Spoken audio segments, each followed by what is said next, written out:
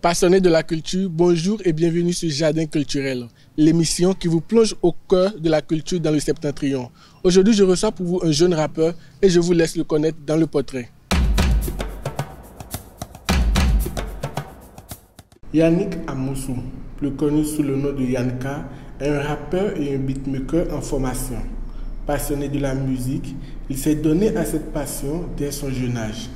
En collaboration avec la maison de production Lino Prod, il a fait sortir plusieurs titres comme Nouvelle Vie, Rien ne presse et Seum. Les collaborations, il en a fait avec plusieurs artistes, mais les sorties ne sont pas encore officielles.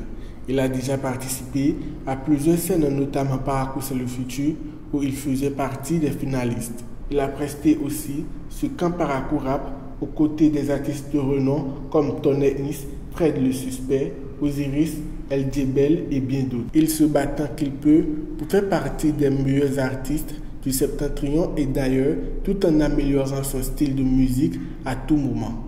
Il est encore jeune mais déborde d'énergie en matière de rap. Yanka, une véritable bête de scène en devenir.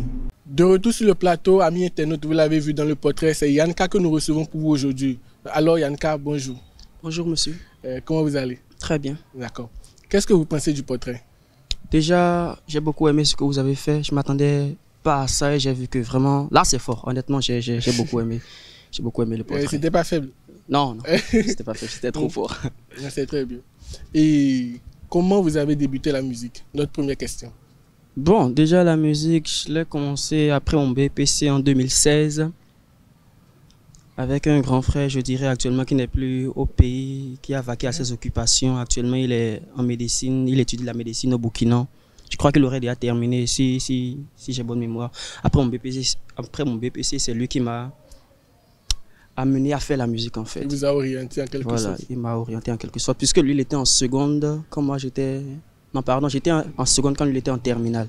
D'accord. Donc, il était un fan de musique, donc il rappait. Donc moi j'aimais ce qu'il faisait et puis c'est comme ça un jour banalement il m'a écrit un truc. Il fallait que je m'adapte. Ce que j'ai fait, ce que j'ai réussi à faire et puis voilà, c'est comme ça que c'est venu.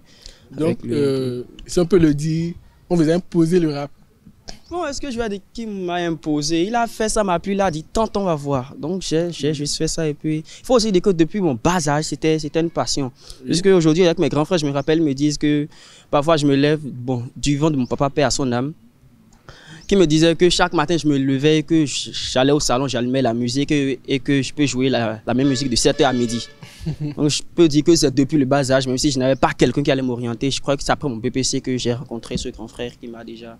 qui vous a mis sur le chemin quelque voilà. sorte. Ouais. Donc ça veut dire que si on vous donne un autre genre de musique, par exemple hip-hop, R&B, tout autre genre de musique, vous pouvez le faire?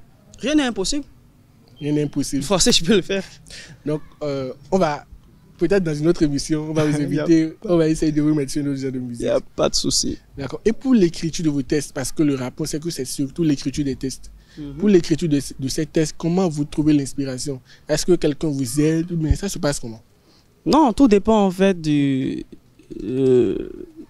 là où tu te trouves au moment où tu veux écrire. On ne se lève pas du jour au lendemain comme ça pour écrire. Forcément, il y a quelque chose qui t'a motivé à vouloir t'asseoir pour écrire un test. Un test ne s'écrit pas comme ça. Ça peut être parfois un événement qui t'a marqué, qui te pousse à écrire un morceau. Ça peut être sous l'effet de la joie ou soit quelqu'un t'a piqué, ça t'a fait mal et tu as envie de le lancer l'appareil. Bon, forcément, c'est toujours quelque chose qui te pousse à écrire un test. Donc, bon, si perso, laisse, moi, perso. Oui. Donc si on vous laisse dans les arrêts pendant un bon moment, vous allez trouver forcément quelque chose. Forcé. Ah oui, là c'est bon. On peut se baser sur la nature pour écrire un test. Oui, ça c'est vrai, on peut voilà. se baser sur la nature. Voilà. Donc, et pour vous, le rap représente quoi? Personnellement, le rap représente quoi pour vous? Je ne vais pas dire ce que beaucoup disent, ils vont dire le rap c'est ma vie, le rap c'est moi, non. C'est vrai que beaucoup disent ça. Voilà, beaucoup disent ça. Si le rap n'est pas votre vie, le rap est quoi pour vous? Le rap déjà c'est quelque chose, c'est un moyen par lequel on peut transmettre quelque chose que tu ressens en fait. Beaucoup ont pris aujourd'hui le rap pour faire ce qu'ils veulent de ça en fait. D'autant plus que les anciens rappeurs, eux, ils ont pris le rap pour dénoncer des faits de la société. Oui. Aujourd'hui, on constate que de nos jours, beaucoup prennent le rap pour faire ce qu'ils veulent de ça. Moi, je dirais pas que le rap, c'est ma vie, mais c'est quelque chose, en tout cas, qui peut te permettre, toi, en tant que rappeur, de dire à celui qui t'écoute ce que tu ressens, en fait. Dis ce que tu ressens. Ouais. D'accord. Donc, ça, c'est de plusieurs manières. On peut le dire peut-être à une personne comme Nem, peut-être Voilà. comme ils le font actuellement, se lancer des pics, s'insulter. Voilà. Donc pour vous, le rap, ça représente beaucoup. Beaucoup. Beaucoup. Beaucoup. Beaucoup. Une autre question, comment, depuis le début de la carrière déjà, bien, on va vous poser la question, vous avez déjà fait combien de temps dans la musique? Dans la musique. Oui. Bon. Si c'est depuis le début de l'écriture de mes tests, Oui. je dirais qu'aujourd'hui je suis à ma 9e année. 9e année. Ah. Ouais, 9e année. Parce que c'est depuis 2016 j'ai commencé à écrire mes premiers tests. Depuis le 2016, aujourd'hui on est en 2025, ça fait 9 ans que j'ai commencé à Donc, écrire. 9 ans de carrière, c'est que vous avez fait des scènes, vous avez fait beaucoup de choses, de prestations. Ouais, beaucoup. Oui. J'en ai fait beaucoup. Donc, quelle est l'expérience la plus heureuse de la carrière? L'expérience qui vous a marqué positivement, en bien? En bien, positivement. Oui. Il n'y a pas longtemps, elle date seulement d'1 an. C'était à la soirée projection de Sissi de Paris Film. C'était, je dirais pas que c'était ma première prestation où le public a aimé, parce que déjà toutes mes prestations, je m'arrange pour que le public aime. Voilà.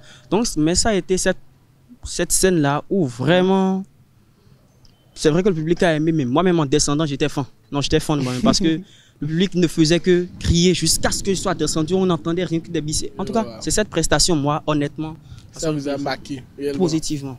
Positivement. J'ai trop Donc, adoré. vous savez, on ne peut pas parler de bonheur, Oui. des fois, sans parler de malheur. De malheur, ouais. Oui. Quelle est l'expérience qui vous a marqué négativement, l'expérience la plus difficile de la carrière? C'était à la finale de Paracou, c'est le futur. Oui. C'était à la finale où on était 15 finalistes, où chacun devait performer sur un D'abord, instrument. une question, Oui. et quelle édition? La dernière édition? Oui, la dernière édition. La dernière La dernière édition, édition, oui. d'accord.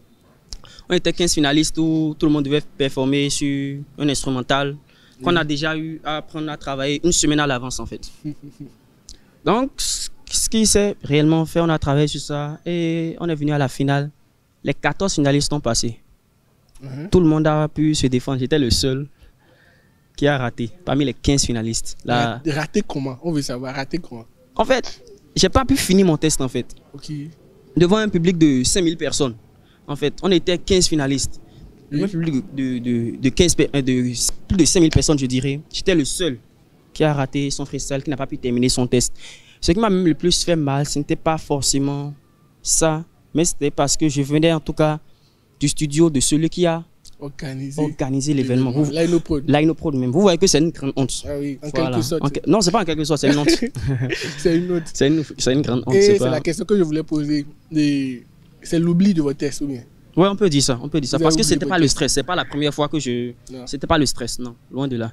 Et en plus, même comme j'ai raté le test, je pouvais me rattraper en fait. Mais j'ai constaté que le public était vraiment déçu. Oui. Il y a eu des crises qui m'a vraiment désorienté et puis c'est passé.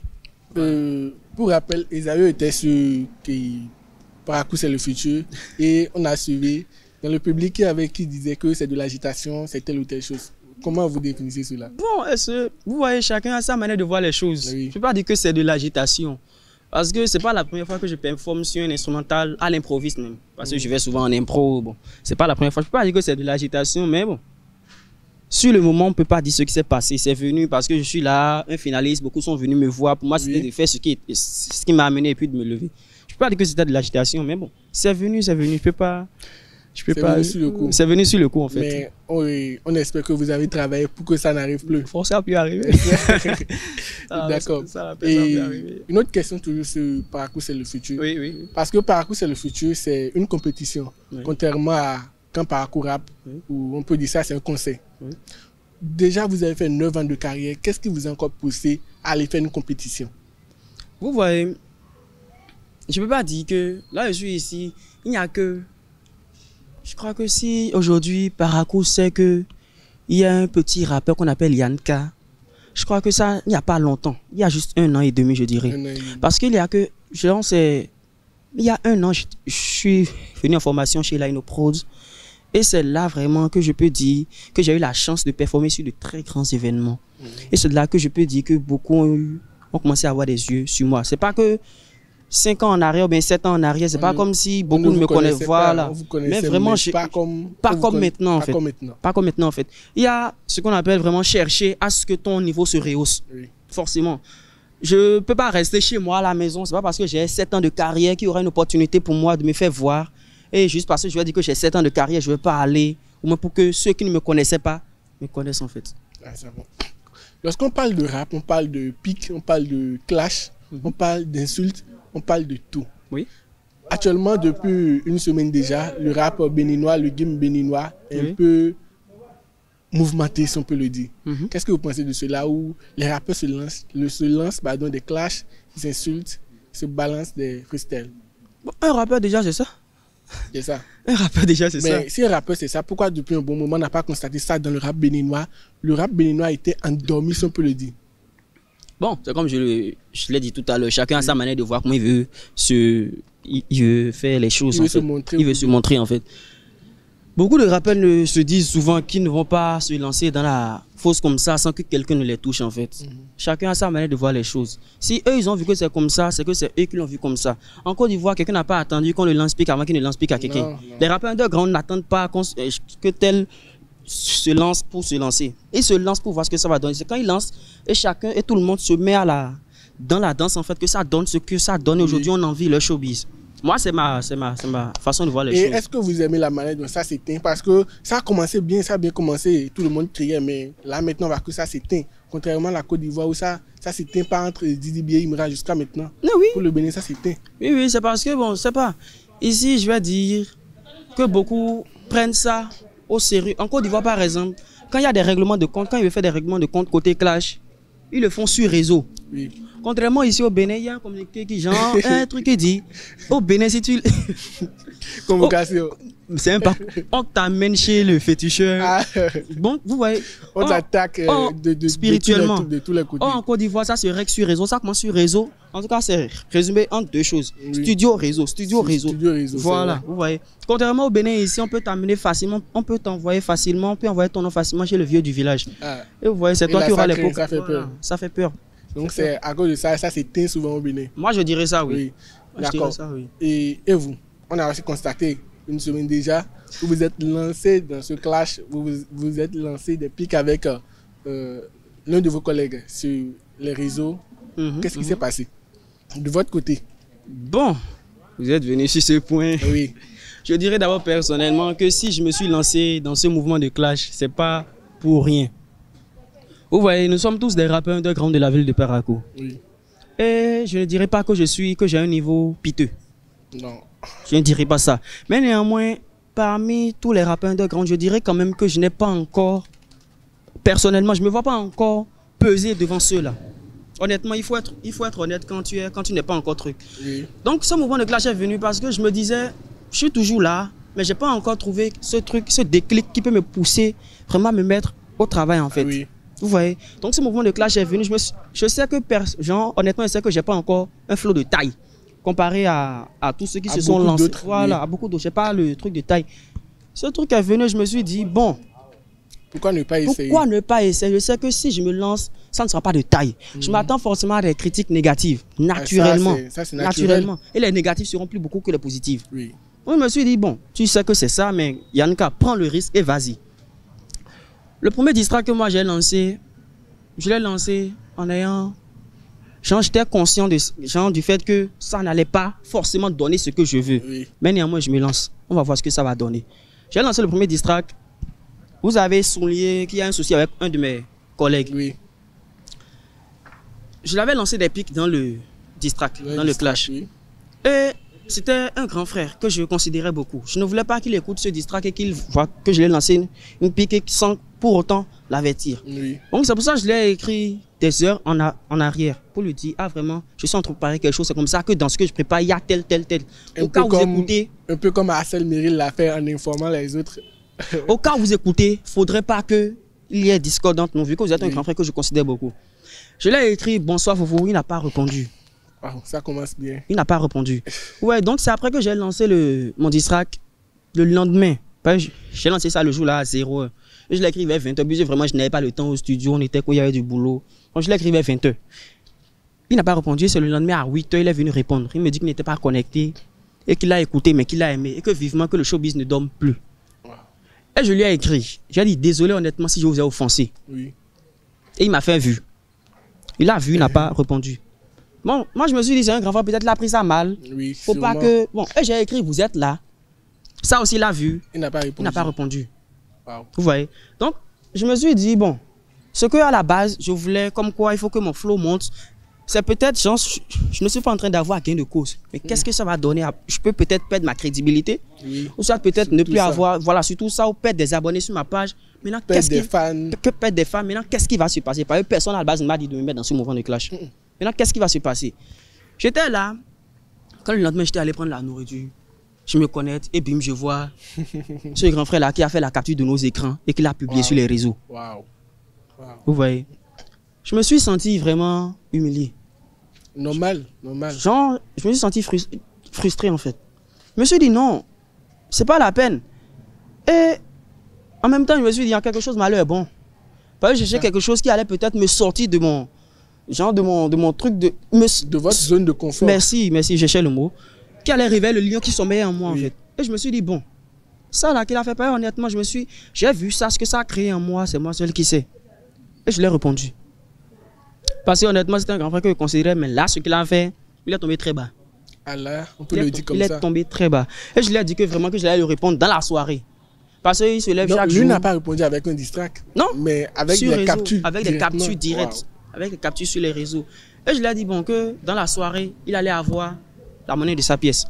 Un autre distract ou bien. Direct, un autre distract. Ah, wow. Direct, un autre distract. Intéressant.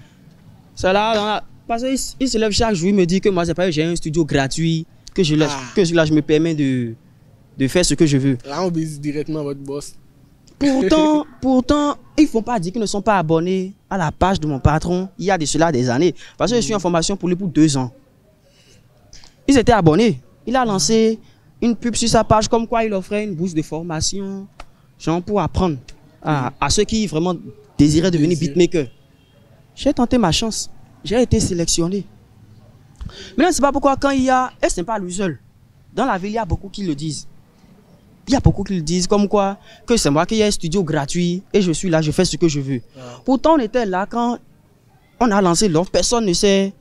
Ils étaient tous chez eux, c'est parce qu'ils foutaient. Personne ne voulait. C'est moi qui ai tenté ma chance et j'ai eu ma chance. Donc, vous étiez le seul à le faire? Non, on est à 2. D'accord. On est à 2. Mais beaucoup ont postulé, mais on a juste été 2 à être sélectionnés. D'accord. Donc, je parlais et je lui ai dit que dans la soirée, j'allais lui répondre avec un autre distract. Ce que j'ai bien sûr fait. Je l'ai lancé le distract dans la soirée et il y a eu des partages. J'oubliais déjà le premier distract que j'ai lancé, j'ai vu des partages comme quoi les gens me disaient que ce que j'ai clashé dans mon distract, que je suis un impoli, que ce que j'ai clashé dans le distract, qui est mon égal parmi ceux-là. Mais c'est ça le rap. Quelqu'un a partagé, il me dit, est-ce que c'est un test micro ou bien si c'est un clash? L'autre partage, il me dit de supprimer la publication, que c'est bête ce que j'ai fait. J'ai reçu des messages inbox, ton flow n'est pas de taille, ce que tu as fait c'est bête, tu m'as roni. En fait, à la base, je m'attendais à tout ça. C'est pour ça que je me suis lancé. C'est même qui ont partagé comme quoi c'est un test micro. Quand j'ai lancé le deuxième distract, personne n'a partagé. Wow. Personne n'a partagé. Pourtant, j'ai eu des partages de moquerie. Au premier distract. Ça doit venir facilement. Au premier distract, j'ai eu des partages de moquerie. C'est vrai que je m'attendais à ça, mais ça a dépassé en fait les limites. Et j'ai eu des partages de moquerie. J'ai ouvert les yeux. Ça m'a ouvert les yeux. Pourtant, quand j'ai lancé le deuxième distract qui allait directement sur ce monsieur, celui que j'ai clashé vrai, j'ai eu des partages. Mais eux autres qui avaient partagé pour se moquer, personne d'autre, personne n'est venu partager. C'est après j'entendais dans les échos comme quoi que c'est eux seuls qui savent ce qu'ils ont senti quand j'écoutais mon distract. Mais ils ne savaient pas ce que moi j'ai senti quand moi j'ai vu la capture de ceux... la capture de l'aîné. Normal.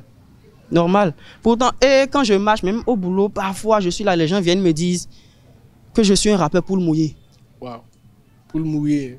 Vous voyez que je suis un rappeur, je suis un rappeur qui n'a pas les couilles. Ça fait mal. Que ce soit un truc qui vient d'un grand frère pour qui tu avais un très grand respect, de la considération et tout. Même après mes prestations, quand je descends, c'est lui que je vais voir d'abord. Ce grand frère qui a fait ce truc-là, c'est lui que je vais voir d'abord. Et il peut le témoigner, c'est lui que je vais voir. Mais que je vois qu'il a fait une capture pour poster nos discussions, il est tombé très bas.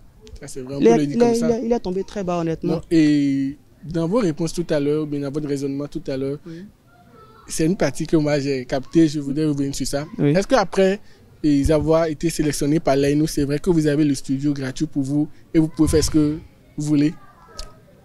Oui. D'autant plus que je suis en formation en beatmaking, en mix, mastering et puis tout ce qui regorge en tout cas studio en fait. Donc je suis là, je suis capable moi-même de faire mes propres beats, de poser moi-même, de mixer moi-même, de masteriser moi-même. Et tout ça sous la supervision bien sûr de mon patron. Oui, parce que quand je veux vouloir sortir quelque chose, il faut forcément que je dise ah patron, voilà ce que j'ai fait. Voyez avec moi, est-ce que si je sors ça, ça pourrait porter naturellement. Parlant toujours de clash, on a vu que c'est surtout pour Vano et Chris Ba qui est un peu monté dans la tête de beaucoup de personnes. Qu'est-ce que vous préférez? Oui, principalement, vous préférez qui entre les deux? Entre Vano et Chris Ba? Oui. D'abord, je dirais que Chris Ba, c'est vrai, c'est un vrai rappeur. Bon, à la base, c'était un rappeur égaux, puis Vano aussi, à la base, on le connaissait avec les bails de bails PV. Je peux pas dire que j'ai une préférence entre les deux, puisque à un moment donné, les deux m'ont impacté. Les deux m'ont impacté. Comment? Positivement, d'ailleurs, je dirais. Parce que Vano, c'est quelqu'un déjà, même quand les jeunes, la nouvelle génération, forcément, nous sommes tous fans de lui. Personne ne va dire qu'il n'est pas fan de Vano. Personne ne va dire personne.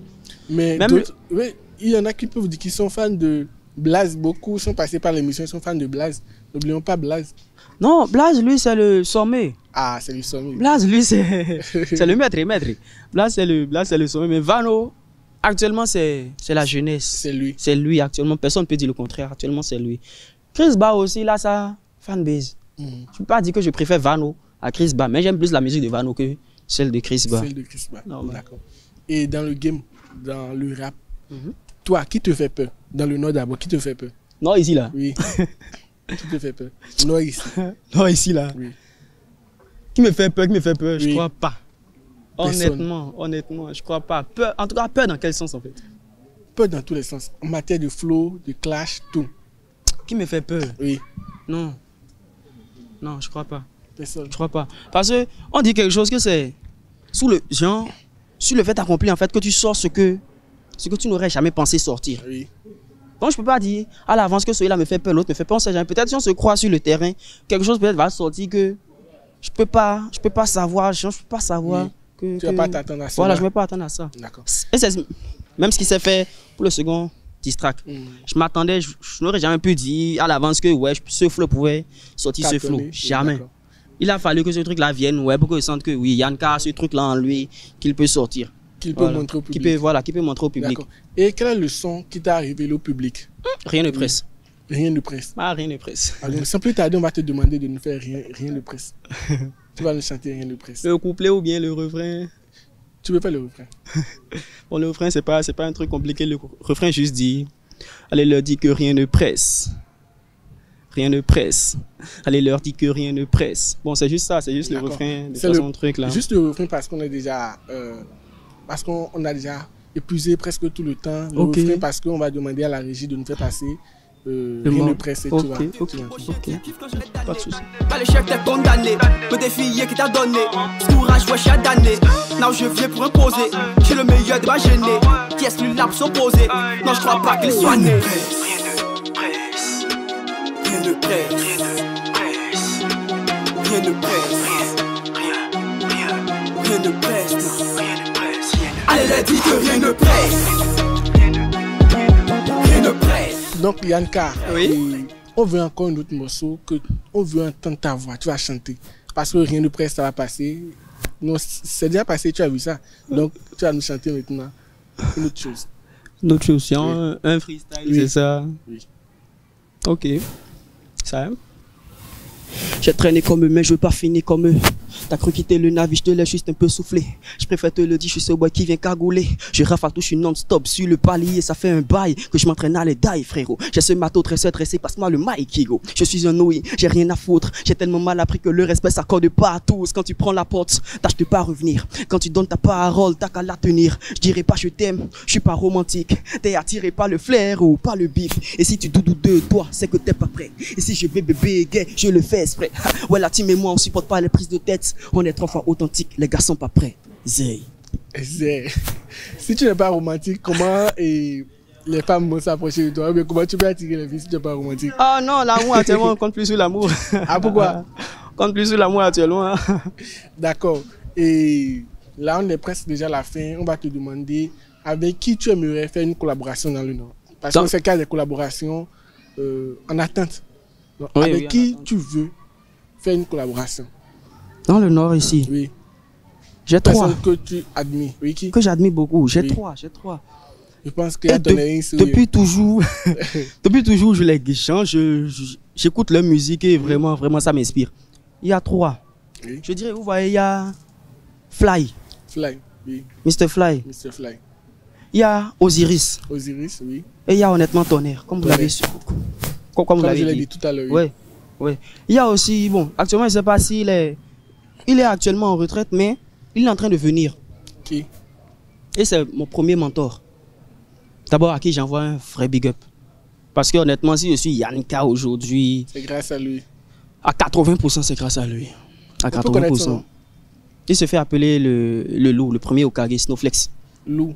Snowflex le loup. Lou, qui est le loup. C'est lui, c'est avec lui j'ai fait mes toutes premières scènes, mes premiers pas sur scène. C'est avec lui j'ai tout appris en Très fait. bien. Donc, un grand big up à lui, comme tu l'as dit. Un vraiment. grand big up, un Là, grand c'est big bon. up, un grand big up. Donc, Yannicka, on est presque à la fin déjà. Un mot à l'endroit de tes fans, de ces personnes qui te supportent, qui te soutiennent. Déjà, merci. Merci, merci. Et principalement, il y en a 4 à qui je vais lancer un véritable merci, un véritable big up. Je peux citer leur nom. Oui, oui, Un cite le vrai nom. big up à vous les gars. Il y a Amissou, Mora. Il y a Abdou Walid. Il y a Ryan Sessi. Et il y a Sam Steen. Honnêtement, ces 4. Depuis que oui, j'ai commencé, à un moment donné, dès que ceux-ci sont rentrés dans la bac avec moi, jamais ne sont plus sortis. Est-ce qu'ils font partie de ces gens d'amis qui te disent simplement Yannicka, c'est du fort, c'est Non, du fort? non. Même quand c'est pas bon, ils me le disent, honnêtement. D'accord. Et j'ai oublié de le souligner, même pendant ce distract, j'ai perdu beaucoup d'abonnés. Ah, là. J'ai perdu beaucoup Intéressant. d'abonnés. Et je vais vous demander de m'accorder un petit temps. Oui. Rapidement. Rapidement, j'ai perdu des abonnés à cause de ce distract. Oui. Mais en même temps, j'ai gagné puisque j'en ai perdu. Parce qu'avant ça, j'étais à 2800 abonnés. Avant le distract, je me suis retrouvé... Non, j'étais à 2860. J'ai tout contré là avant de me lancer. J'étais à 2860. Quand j'ai lancé le premier distract, j'ai perdu et je me suis retrouvé à 2802. Après le deuxième distract, je suis à 3008 abonnés. Ah, wow. C'est pour dire que j'ai tellement appris de ce mouvement de clash. Et la plus grande leçon que j'ai tirée, c'est qu'un rappeur, ça n'a pas de cœur. Wow. Ça n'a pas de cœur. Ça n'a pas de cœur. Ça n'a pas de sentiment. Ça n'a pas de... la plus grande leçon que j'ai pu tirer de ce mouvement de clash. Et honnêtement, j'invite vraiment mes collègues rappeurs qui sont dans leur chambre et qui disent que quelqu'un me touche pas, je ne vais pas le toucher, de ne forcément pas attendre. Parce qu'on ne sait jamais en fait. On ne sait jamais en fait. Et Yannicka, une Voilà. deuxième fois sur Esaü Télé, une deuxième fois tu passes sur Esaü Télé, un Oui. mois à l'endroit de notre télévision. Ah merci, vous êtes trop... Vous êtes de très bonnes personnes. Déjà, j'ai eu... Ma première fois, c'était avec la grande sœur Constantine. Oui. Qui est vraiment fair play. Honnêtement, c'est une grande sœur vraiment humble.